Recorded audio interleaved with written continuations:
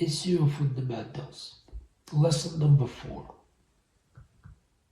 What data does SEO use? Hello my friends, my name is Bohdan, this is my SEO school, the true SEO school, and here goes lesson number 4. What data does SEO use? Before jumping to this one, let's quickly recall what we've been talking about in the lessons 1 to 3, because these were the lessons that introduced several important concepts, like the concept of customer utility and also the concept of pipeline of data acquisition. So the first 3 lectures were mostly philosophical ones, and we discussed that SEO optimization is geared or directed towards increasing the customer utility. The concept of customer utility is central to understanding SEO, because we would not work for increasing the number of clicks or conversions. We actually want to increase the customer utility, and through the prism of customer utility, we must understand all the rebounds and all the effects of our work.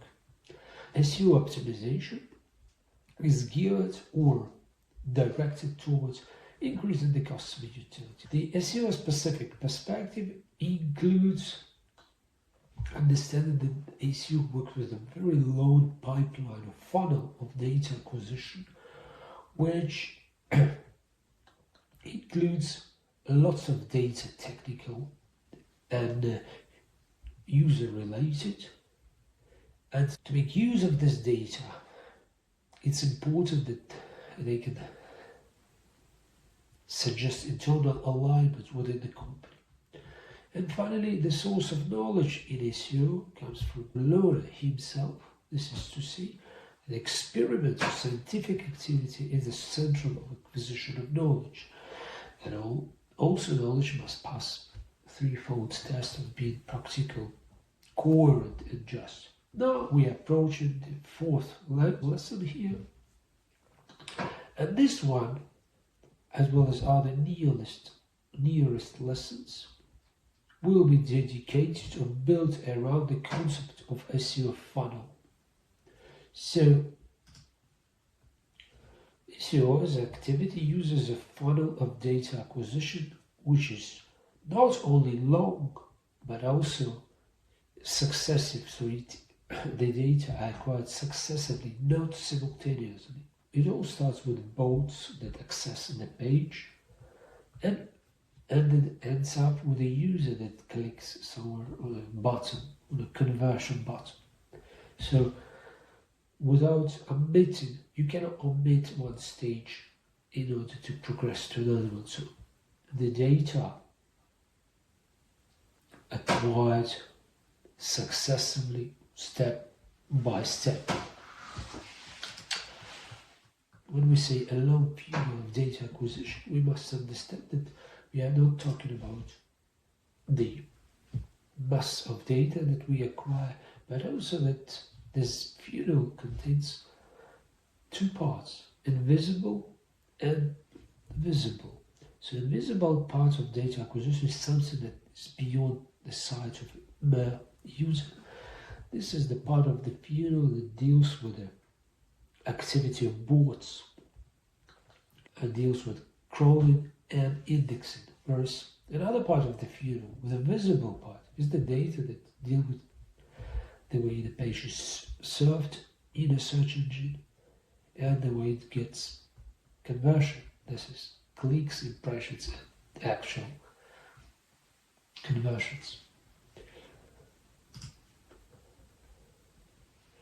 So let's get in more details about the structure of this funnel, how it works, what type of data do we get along each stage. First important notion is that this funnel is pivoted or has a reference point to URL. So every type of data is attributed to a URL. This is for a reason, because when this data acquisition funnel starts, we start with both accessing the page, accessing a URL. Without the ability to access URL, no data collection starts. So URL is an entry point to the funnel, and this is why all the data is attributed to URLs.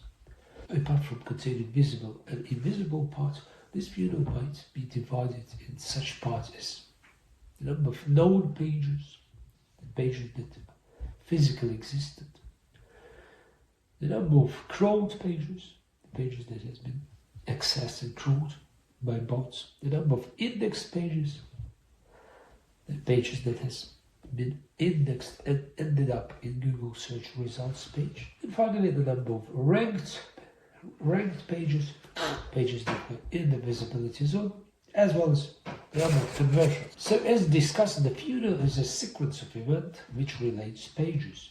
And now this funnel view is quite instrumental to understanding the problem, which is where along the funnel the opportunities are missed. So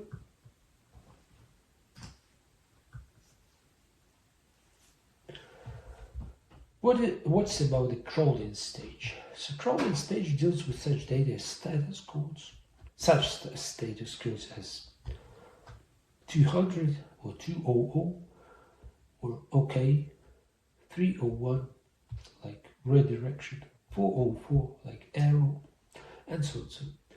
And also the very notion of crawlability, so it means whether or not page can be in any form crawled by search engine. This has a significance that whereas the page can be accessed by robots, it potentially can be indexed, included in index. Apart from crawling, there goes the indexing stage where physically accessible pages can be available to users, which means the possibility of earning clicks from search. And notably, the indexing stage is a stage that crawlers make a decision whether or not to index a specific page or the basis of a certain construct of customer utility. So without a direct recourse to customers, the bots make decisions on the basis of a reverse analysis of user activity, of user engagement. They make informed predictions whether or not the page can earn clicks, and this is how they decide whether or not they want to index it. So they can be pages that are discovered, not indexed, crawled, not indexed. Some of them will end up in being indexed later on, some of them not. So for this stage of discussion, this construct of customer utility is something that describes the indexing stage. Finally, in the ranking stage, we get such data as search time, search appearance, and average ranking position. So search time is the search from such types as image, video, news, or web results. Search appearance means reviews, snippets, A and B pages, normal pages, and so on. And finally, or most importantly, ranking position or average ranking position, approximation of the page in the listicles. So the final element which crowds this data in the funnel is a search term. Apart from being a distinct type of data, search term is also one of the references of clicks, impressions, and so on. So search term or search query, this is the type of data that requires interpreting. So it must be interpreted in terms of its intent, motivations, and so on. So it's a complex matrix that requires our actual input here. Let's also discuss several questions that are instrumental to this discussion. Why exactly a page or URL is a reference point of data acquisition funnel? So we mentioned that this is where bots start their journey, or this is where data acquisition funnel actually starts from. So if a page would not be a pivot in this data acquisition, what can be a pivot here? The user appears only on the later stage of the journey. The search query is an attribute of a user and also belongs to the later stage of the journey. So a page is very handy thing that can work as a reference point. Besides, the page is very instrumental in terms of the content. Search query is only a small element of the page. We always start from the page indexed. So there cannot be any case where a page is not indexed and still it gets featured in the search result. It's nonsense. So only a page that goes through this funnel acquires the data successively stage by stage, then it goes live and may get some data, some new data. So the first in and first out, the page is something that works nicely for this.